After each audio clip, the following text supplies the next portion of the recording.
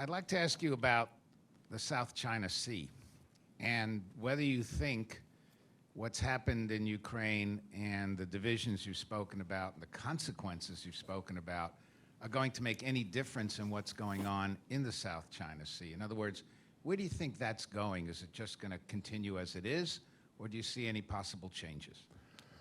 I think facts exist in the South China Sea.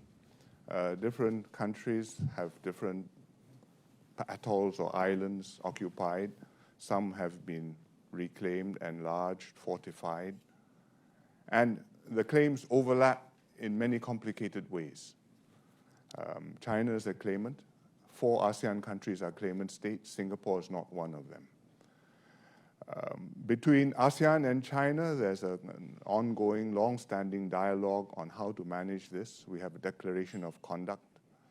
We are negotiating a code of conduct, which is supposed to be binding. It's taking a very long time. We have got a negotiating text. We've got the preamble settled.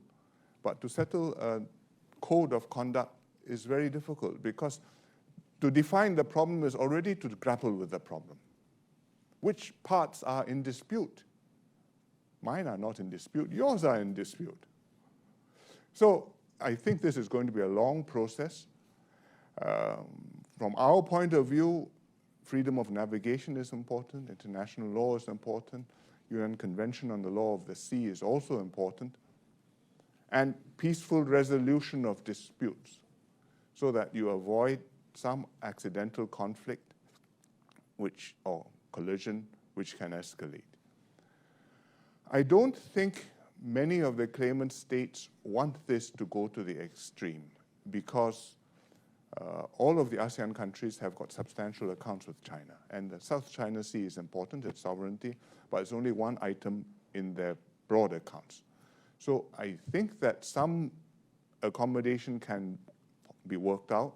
Our concern is freedom of navigation and the interest of the international community, because a large amount of international global trade flows through the South China Sea, energy as well as many other supplies. So to link it back to Ukraine, I think that has its dynamic of its own, and I don't think it is very, very closely tied to the Ukraine developments.